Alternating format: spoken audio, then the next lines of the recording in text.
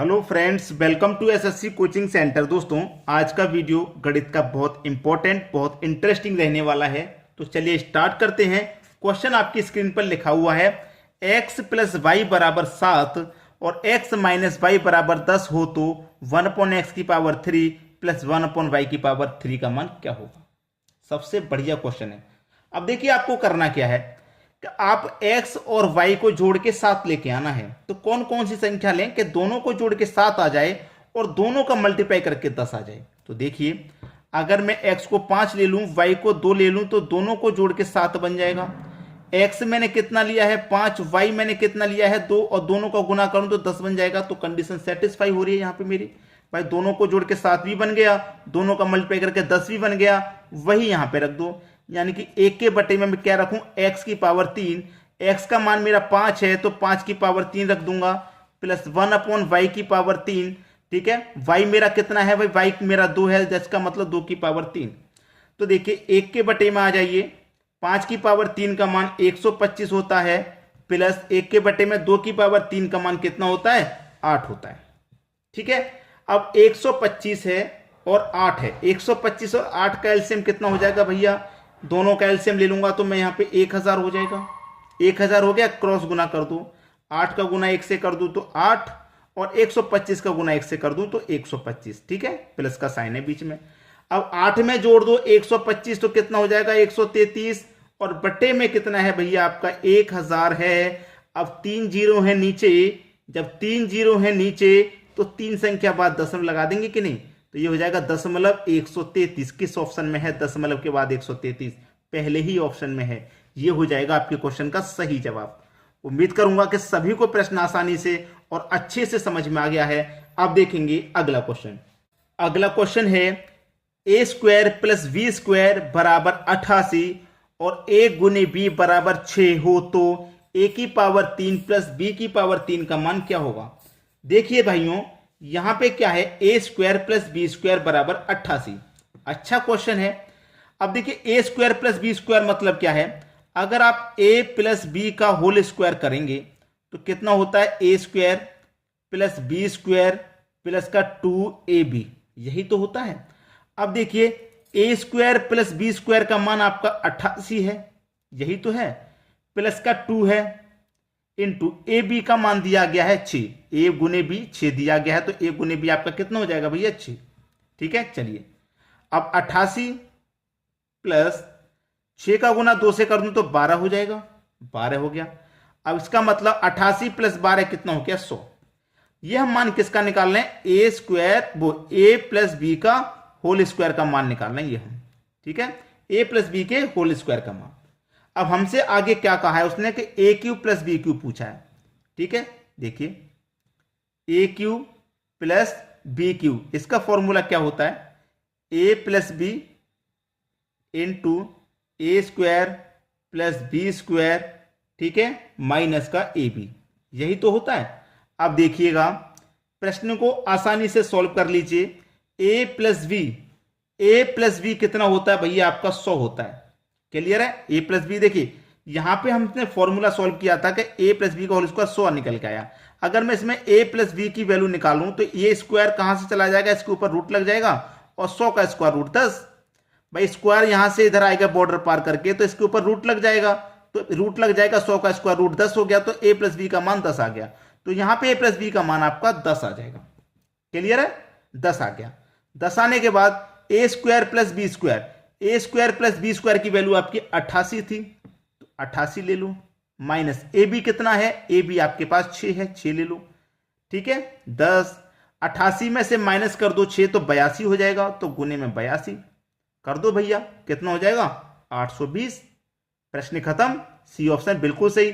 करने का तरीका सिखा रहा हूं, इस तरीके का प्रश्न अगर एग्जाम में आ जाए तो आपको ऐसे ही करना है, वरना गलत आंसर निकाल के ले आएंगे आप। अब देखेंगे अगला क्वेश्चन। अगला क्वेश्चन है, x minus 1/x equal to 10 हो तो x की पावर 3 माइनस 1/x की पावर 3 का मान क्या। यहां पे जो संख्या होती है हम सॉल्व कर रहे हैं पावर 3 का मान। पावर 3 का मतलब क्या होता है कि इसके ऊपर पावर 3 लगा दो, तो मैं क्या करूंगा 10 के ऊपर पावर 3 लगा दूंगा। ठीक है, 3 लगा दिया 10 के ऊपर पावर। अब देखिए, माइनस माइनस क्या होता है, प्लस होता है, इतना कंफर्म हो गया। यहां पे हमने क्या किया है, पावर 3 किया है ना, ठीक है। और क्या करेंगे, इसका गुना हम 3 से ही कर देंगे, यानी कि पहले तो इससे पावर 3 किया, फिर 10 का गुना 3 से हो जाएगा, तो 10 का गुना 3 से हो जाएगा तो 30। पहले तो इसकी पावर कर देते हैं, ठीक है, 3 है ना पावर, मैंने 3 रख दिया। फिर इस 10 का गुना इस पावर से कर देना है। अब 10 की पावर 3 का मान 1000 प्लस कर दो उसमें 30, तो ये कितना हो गया 1030। 1030 बी ऑप्शन आपका सही जवाब है। क्लियर है सभी को। चलिए अब देख लीजिए अगला क्वेश्चन। अगला प्रश्न है a प्लस 1/a बराबर 2 हो तो a की पावर 4 माइनस 1/a की पावर 4 का मान क्या। देखिए मैं आपको बता दूं कि जब भी यहां पे 2 दे दिया जाए, चाहे प्लस का चाहे माइनस का, 2 दे दिया है ना, तो आप a इक्वल टू 1 मानेंगे। देखिए वैसे तो यहां पे x होता है, x प्लस 1/x, लेकिन x हटा करके a दे दिया है, कोई बात नहीं, a दे दिया तो a इक्वल टू 1 मान लो, x दिया जाएगा तो x इक्वल टू 1। जब यहां पे 2 होगा, तो अगर माइनस का 2 होगा तो a इक्वल टू -1 मान लेते, प्लस का 2 है तो a इक्वल टू +1, ठीक है। अब जहां पे a होगा वहां पे 1 रख दीजिए आप। यहां पे a है, a की पावर 4, कितनी भी पावर हो, एक की तो पावर चाहे कितनी भी हो एक ही रहेगा, माइनस का साइन है माइनस, ऊपर 1, a का मान कितना, 1, पावर चाहे कितनी भी हो एक ही रहेगा, तो 1 में से माइनस कर दो, 1 को आंसर कितना आ गया 0। यही है आपका सही जवाब। बात क्लियर हो गई।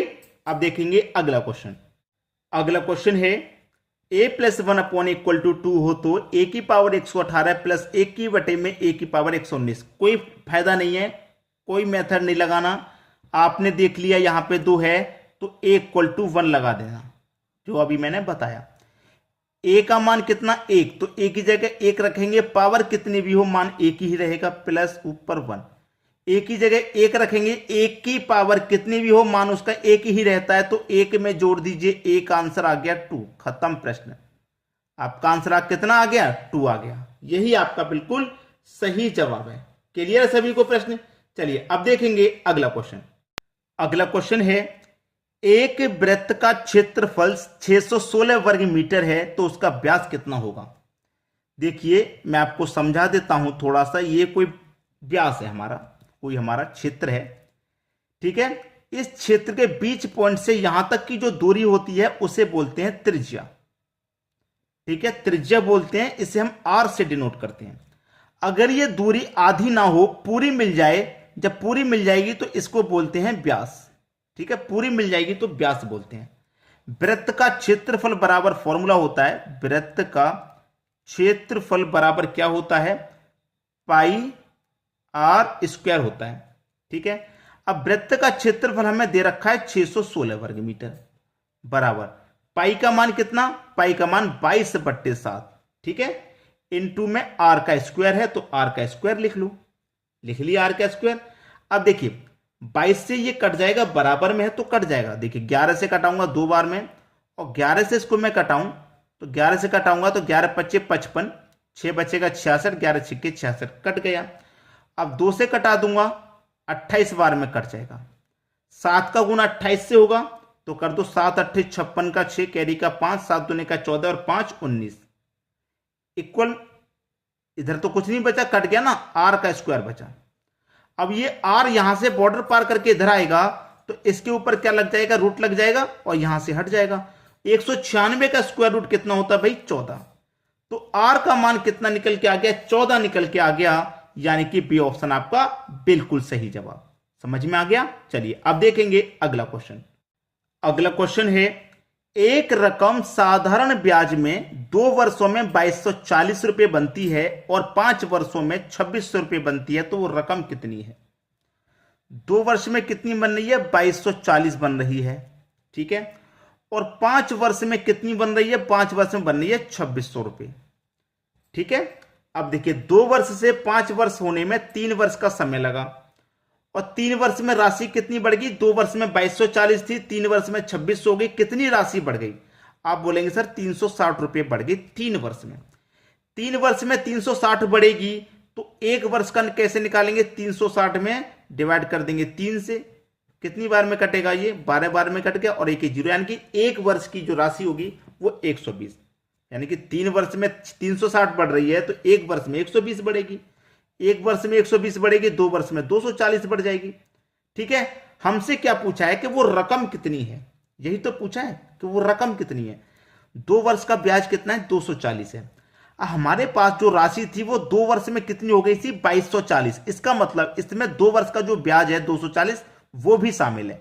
तो मैं ब्याज को अगर घटा दूंगा इसमें से तो मेरे पास केवल राशि ही बचेगी। जो 240 रुपये ब्याज का है मैं उसको माइनस कर देता हूं। ठीक है, 2240 में से 200 रुपये मैंने ब्याज के माइनस कर दिए जो 2 साल में बढ़ रहे हैं, उसको माइनस कर दूंगा। 2240 में से रुपए बचेंगे 2000। यही आंसर हो जाएगा भाई, यही आंसर हो जाएगा। यानी कि वो रकम कितनी थी, 2000 रुपये थी वो रकम। बी ऑप्शन हो जाएगा प्रश्न का सही जवाब। तो दोस्तों आज की वीडियो में इतना ही।